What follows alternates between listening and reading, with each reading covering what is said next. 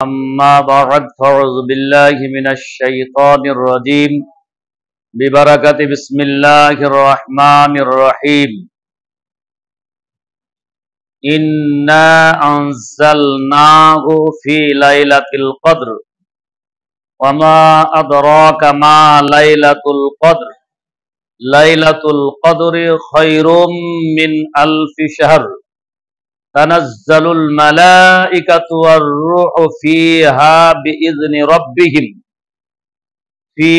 بإذن ربهم من كل أمر سلام هي حتى مطلع الفجر صدق الله المولانا العظيم وصدق رسوله النبي الأمين الكريم ونحن على ذلك لمن الشاهدين والشاكرين والحمد لله رب العالمين। শ্রদ্ধেয় সম্মানীয় ইসলাম হিতাকাঙ্ক্ষী নবী প্রেমিক মুসল্লি ভাতৃবৃন্দ, আমার আলোচনার পূর্বে সবার প্রতি রইল ভক্তিপূর্ণ সালাম। আসসালামু আলাইকুম ওয়া রাহমাতুল্লাহি ওয়া বারাকাতুহু। আলহামদুলিল্লাহ, সমস্ত প্রশংসা, গুণকীর্তন, গুণভজন সে স্রষ্টা মহান করুণাময় আল্লাহ তাবারক তাআলার নিমিত্তে, যে আল্লাহর অশেষ দয়ায় অশেষ করুণায় আমরা সুস্থ থেকে আজকে তিনারি পবিত্রতম জুম্মা মসজিদে এসে নামাজ পড়ার আমাদেরকে তৌফিক দান করেছেন। সে আল্লাহ পাকের কৃতজ্ঞতা জ্ঞাপন করি, শুকরিয়া আদায় করি, মোহাব্বতের সঙ্গে বলি আলহামদুলিল্লাহ। তারপরে পরেই নবী পাক সাহেবে লাউলাদ সাল্লাল্লাহু তাআলা আলাইহি ওয়াসাল্লামের উপরে অগণিত দুরূদ ও সালাম বর্ষিত হোক। আমরা আবারও মোহাব্বতের সঙ্গে বলি আল্লাহুম্মা আমিন। সম্মানীয় ইসলাম হিতাকাঙ্ক্ষী নবী প্রেমিক মুসল্লি ভাতৃবৃন্দু, আপনারা সকলেই অবগত রয়েছেন, সকলেই আপনারা ওয়াকিবহাল। আমাদের বর্তমান মাহে রমজানুল মুবারক মাস, ফজিলতপূর্ণ মাস, বরকতপূর্ণ মাস। আজকে আমরা একটা দুটো করতে করতে 18টি রোজায় আমরা উপস্থিত হয়েছি। স্রষ্টা বিধাতা আল্লাহ তাবারক ওয়া তাআলা প্রত্যেক যুগে যুগে মানুষদের কল্যাণের জন্য, মানুষের মুক্তির জন্য, জান্নাতের পথ উন্মুক্ত করার জন্য মানুষকে বারবার প্রত্যেকটা পিরিয়ডে, প্রত্যেকটা যুগে, প্রত্যেকটা টাইমে নবী রাসূল প্রেরণ করে, নবী রাসূল পাঠিয়ে সঠিক পথ দেখানোর জন্য জান্নাতের পথ উন্মুক্ত করেছেন। আমরা শেষ জামানার শেষ নবীর আমরা উম্মত। আমাদের জন্য স্রষ্টা বিধাতা আল্লাহ তাবারক তাআলা কত সুবর্ণ সুযোগ দিয়েছেন। যদি আমরা একটু ফলো করি এবং ঈমানি অবস্থায় সাওয়াবের নিয়াতে যদি আমরা ইবাদত করি, আল্লাহ পাকের দরবারে আমরা সকলেই মনোনীত হব, সকলেই পছন্দ হব। আল্লাহ পাক আমাদের অবশ্যই কবুল করবেন। রমজানুল মুবারক মাস অন্যান্য মাসের তুলনায় 70 গুণ সওয়াব বেশি, নেকি বেশি, আমরা সকলেই জানি। আর যার কারণে দুই হাত ভরে দানশীল ব্যক্তিবর্গ দান করে যাচ্ছে, মানুষজনকে খাইয়ে যাচ্ছে, ইফতারির ব্যবস্থা করছে, মানুষকে ইফতারি করাচ্ছে, পোশাক দিচ্ছে, লুঙ্গি দিচ্ছে, শাড়ি দিচ্ছে, বিভিন্ন ভাবে আল্লাহ পাকের সান্নিধ্য লাভ করতে দানশীল ব্যক্তি কিছু আছেন, যেনারা প্রাণপণ চেষ্টা চালিয়ে যাচ্ছেন। মাহে রমজানুল মুবারক মাস এমন একটি মাস, যেই মাসের প্রথম থেকে নিয়ে শেষ পর্যন্ত যদি রোজা রাখে, তার জীবনের সমস্ত গুনাহকে আল্লাহ পাক মাফ করে দিয়ে মাসুম শিশু বাচ্চার মতো বানিয়ে দেন। জোরে বলেন সুবহানাল্লাহ। তাহলে আমরা যারা রোজা রাখছি, আমাদের ঈমান অবশ্যই আছে এবং সওয়াবের নিয়াতেই আমরা রোজা রেখে চলেছি। আপনারা সকলেই ওয়াকিবহাল, সকলেই আপনারা অবগত, নবী পাক সাহেবে লাউলাদ সাল্লাল্লাহু আলাইহি ওয়াসাল্লাম আমাদেরকে জানিয়েছেন, জান্নাত পাক ও পবিত্র। ওই জান্নাতে যারা প্রবেশ করবে তাদেরকে পবিত্র হতে হবে। স্বয়ং বিধাতা আল্লাহ পাকের সেই নূরানি তাজাল্লি জান্নাতবাসীরা দেখবেন। তো জান্নাত পাক ও পবিত্র, খোদা বেআই পাক ও পবিত্র। তো পবিত্র জায়গায় প্রবেশ করতে হলে আপনাকে পবিত্র হতে হবে, আর মহান স্রষ্টার সাক্ষাৎ লাভ নাসিব আপনার হবে। সাপোজ একটা উদাহরণ দিই, এটা আল্লাহ পাকের পবিত্রতম নওদাপাড়া নুরিয়া জামে মসজিদে আপনারা যারা প্রবেশ করেছেন, সকলেই পাক ও পবিত্র হয়ে আছেন। বাহ্যিক ভাবে গোসল করেছেন, বাহ্যিক ভাবে ওযু করেছেন, তারপরে তো প্রবেশ করেছেন নাকি? তো এটা পৃথিবীর একটা মসজিদ, আর এই মসজিদে আমরা যখন প্রবেশ করি, আমরা যখন ঢুকি, তাহলে আমরা নিজেকে আমাদের সাধ্য অনুযায়ী পাক ও সাফ হয়ে পবিত্র হয়ে ওযু করে আমরা মসজিদে প্রবেশ করি, তাই তো নাকি? তাহলে আল্লাহ পাক এই রোজাদার ব্যক্তিকে দেখাবেন, আমরা দেখব। তাই পাক ও পবিত্র হতে হবে, তবে আপনার আমার জান্নাত নসিব হবে। জোরে বলুন সুবহানাল্লাহ।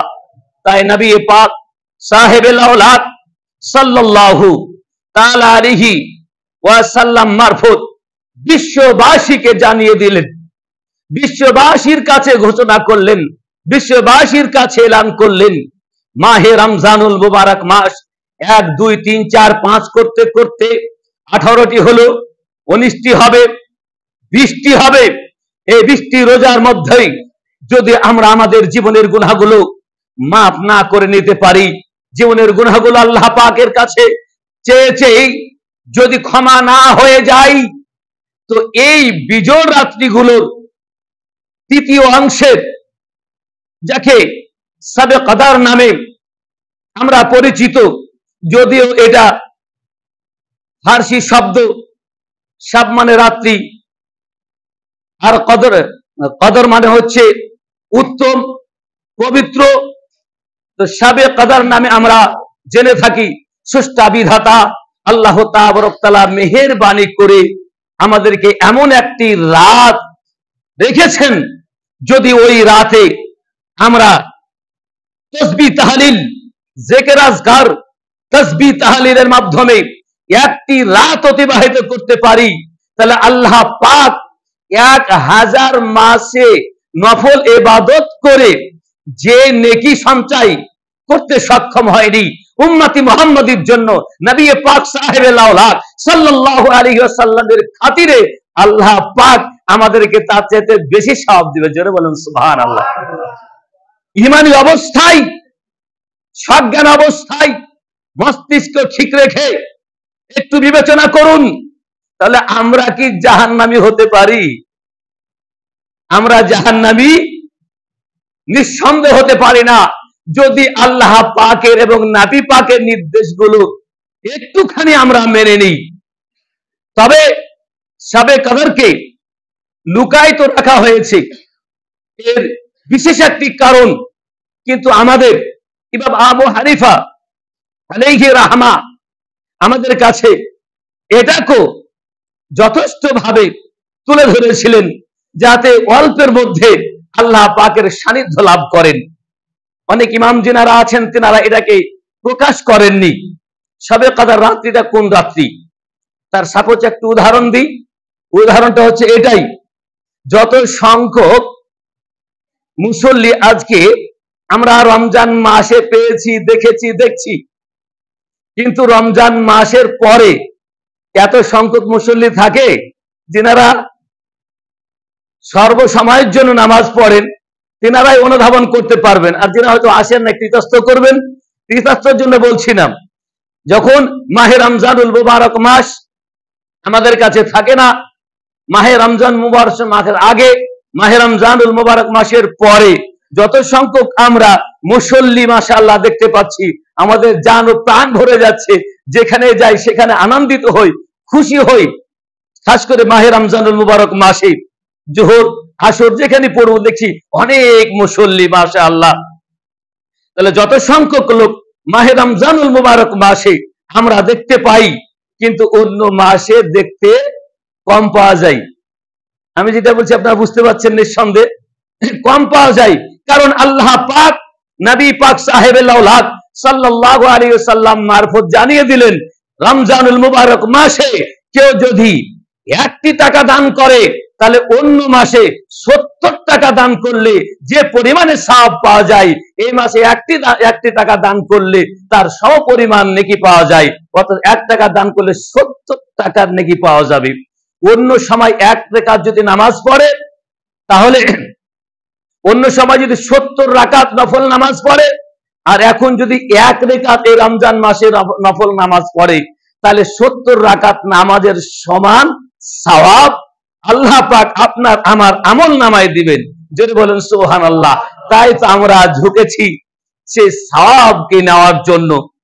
তাই যদি সেই দিনটাও নির্ধারণ করে দিত, সেই দিনটাও যদি নির্ধারিত হয়ে যেত, তাহলে হয়তো আমরা ফরজ গুলোও ছেড়ে দিতাম। তাই নাকি? যে এত খাটনি করে কেউ শীতের সময়, এত গরমের সময় ওই একটা দিন শবে কদর আসবে, আর শবে কদর আসলে আমাদের বেড়া পার হয়ে যাবে। তাই এই রাতকে গোপন রেখেছেন আল্লাহ পাক। আল্লাহ পাকের নবী, দায়ের নবী, মায়ের নবী, রাহমাতুল লিল আলামিন নবী, যিনি জান প্রাণ দিয়ে মানুষের কাছে জান্নাতের পথ উন্মুক্ত করতে চেয়েছেন। যদি আমরা ভাগ্যবান হই তাহলে অবশ্যই সেটা গ্রহণ করব।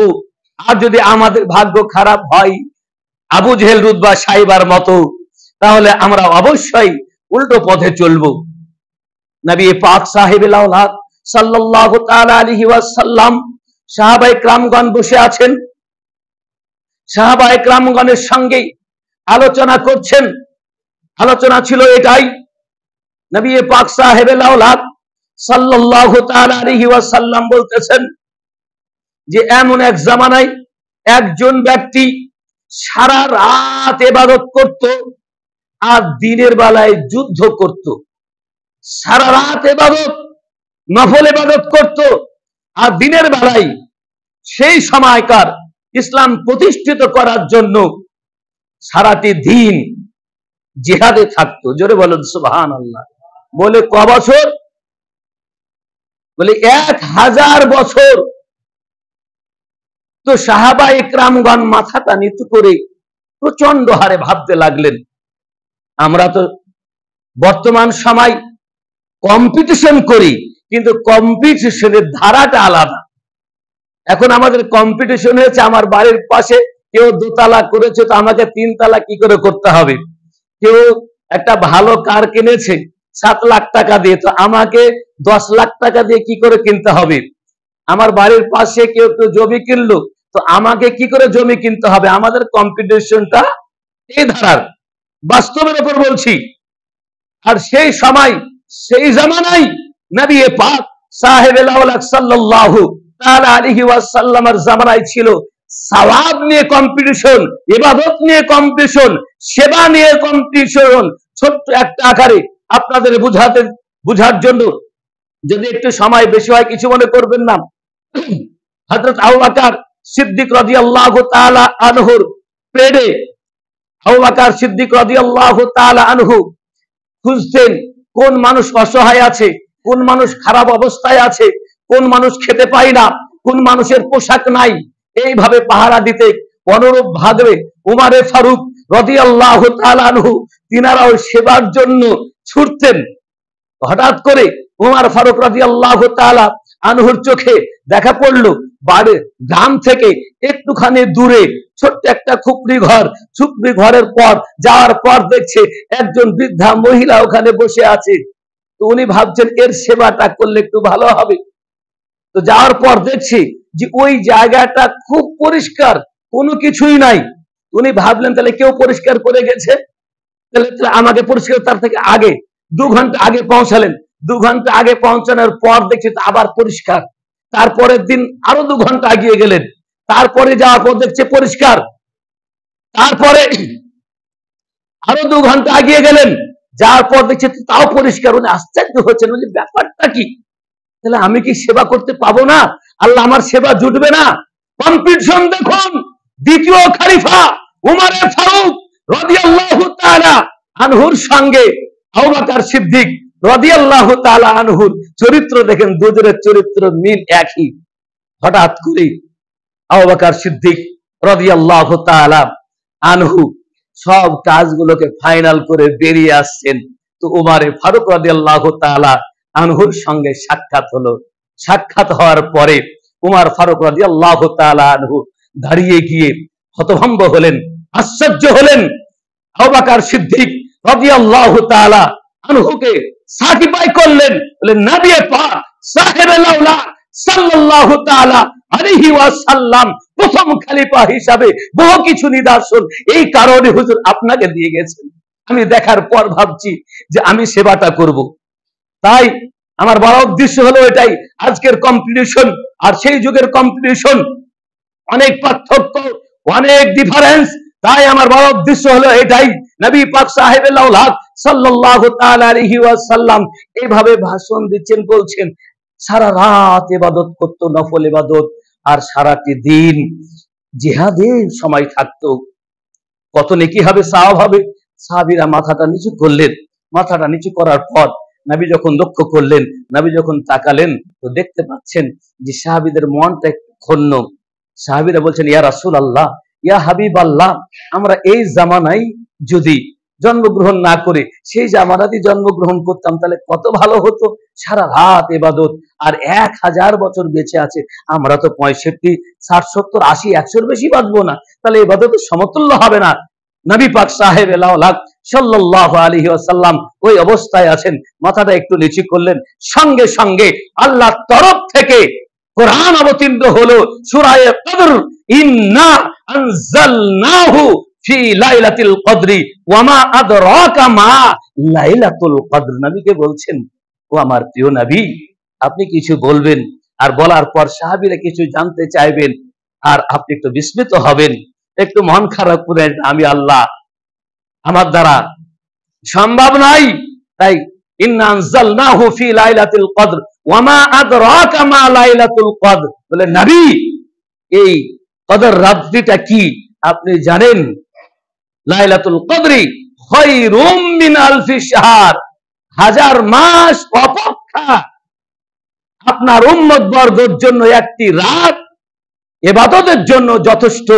একটি রাত যদি আপনার উম্মত বর্গ ইবাদত করে, তাহলে 1000 বছর ইবাদত করে যা সওয়াব অর্জন করেছে তার আমলনামায় লেখা হয়েছে, তার চাইতে বেশি সওয়াব উম্মতি মুহাম্মদীকে দেব। জোরে বলুন সুবহানাল্লাহ। আর এই রাতের মর্যাদা, এই রাতের কদর, এই রাতের সম্মান কেন, বহু আলোচনা আছে। এই রাত্রি লাহে মাহফুজ থেকে প্রথম আসমানে আল্লাহ পাক পবিত্রতম পাক কালাম কোরআন শরীফ অবতীর্ণ করেছেন। এই রাত্রেই আপনার জীবিকা হিসাবে প্রত্যেকটি মানুষের জীবিকা, চলন, গঠন, মৃত্যু, কোথায় কি কে পান করবে, কোথায় কি খাদ্য গ্রহণ করবে, কোথায় কি ইফতারি করবে, সারা বছরের খাবার দাবার সমস্ত কিছুকে রিপ্লাই করা হয়। জোরে বলেন সুবহানাল্লাহ। এটা রিপ্লাই হয় কারণ আপনার নসিব, আপনার ভাগ্যে আগেই লিখা হয়ে গেছে আপনার জন্মের 50,000 বছর পূর্বে। জোরে বলেন সুবহানাল্লাহ। কত বলেন? জন্মের 50,000 বছর পূর্বে আপনার লিপিবদ্ধ হয়ে গেছে, এটা রিপ্লাই করা হয়। আর তাই বলা হয়েছে এই শবে কদর রাত্রিতে যদি আপনি জ্ঞাপন করে আল্লাহ পাকের কাছে চান, তাহলে আল্লাহ পাক আপনার ভাগ্য পরিবর্তন করতে পারেন। আপনার ভাগ্য পরিবর্তন হতে পারে আপনার দোয়া কবুল হলে। তাহলে আল্লাহ আপনার জন্য যে সুসংবাদ দিয়েছেন, আমার জন্য যে সুসংবাদ দিয়েছেন, সেটা আমরা অনুধাবন করব। তাহলে শবে কদর আমাদের খুঁজতে হবে। এই মাসের তৃতীয় অংশে 21, 23, 25, 27, 29 এই বিজোড় রাত্রিগুলোর মধ্যে একটা রাত্রে অবশ্যই লুকায়িত আছে। আর এই রাত্রির জন্য ফেরেশতা রুহুল আমিন এবং ফেরেশতাগণ পৃথিবীতে আগমন করে আল্লাহ পাকের নির্দেশে, আল্লাহ পাকের হুকুমে। বলে যাও, কোন মসজিদে, কোন গৃহে, কোন বাড়িতে, কোন জায়গায় আমার এবং আমার নবীর গুণগান হয়, গুণচর্চা হয়, গুণগান হয়, গুণচর্চা করে, আর তাদের লিস্টটা দিয়েছো, তাদেরকে জান্নাতি করবো। জোরে বলুন সুবহানাল্লাহ।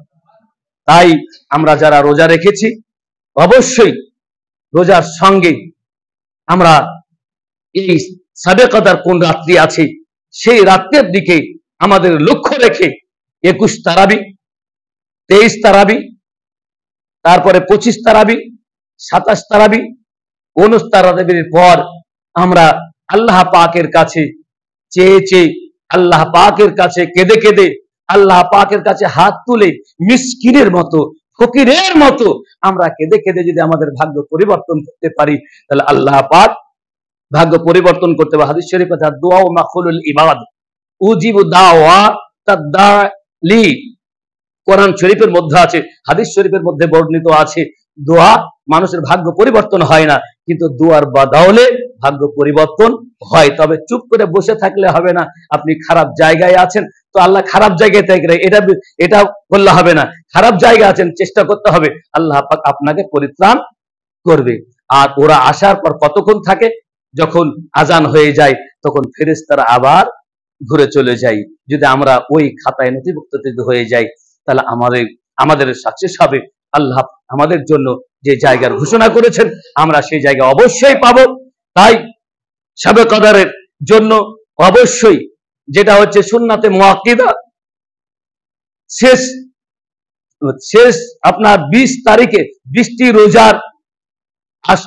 রোজা আসরের পর মসজিদে অবস্থান করার জন্য একজন অবশ্যই থাকতে হবে।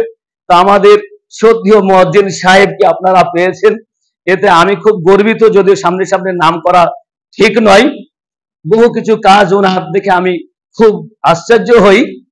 বহু মসজিদে থাকলাম, বহু মসজিদে গেছি, বহু মুয়াজ্জিনকে দেখেছি, কিন্তু তার থেকে উনি সম্পূর্ণ একবারে ভিন্ন একটি মানুষ। তাই উনি মাশাআল্লাহ থাকবেন। তার সঙ্গে যদি আপনারাও পারেন তাহলে অবশ্যই চেষ্টা করুন। এই শবে কদর যদি আপনি থাকেন আপনার লাভ, আর একজন থাকলে গোটা গ্রামবাসীর লাভ। যদি কেউ গ্রামের মধ্যে একজন থাকে, মহল্লার মধ্যে একজন থাকে, তাহলে গ্রামবাসীর সবাই নাজাত। আর তার চাইতে বেশি যদি থাকেন তাহলে আপনার লাভ। তাহলে আল্লাহ পাক আমাদেরকে সব শক্তি দিয়েছেন। আমরা সবকিছু বুঝার পরেও না বুঝার ভান করে যদি আমরা সারাটি জীবন এভাবে গাফিলি অবস্থায় কাটিয়ে দিই, এর দায় আমাদেরকে বহন করতে হবে, এর জিম্মা আমাদের উপরই আসবে।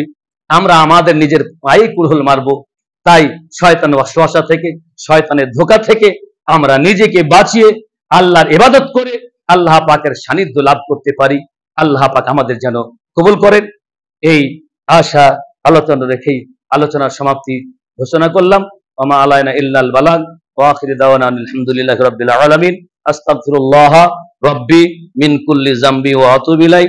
কালিমা তাইয়্যিবা লা ইলাহা ইল্লাল্লাহু মুহাম্মাদুর রাসূলুল্লাহ সাল্লাল্লাহু তাআলা আলাইহি ওয়াসাল্লাম।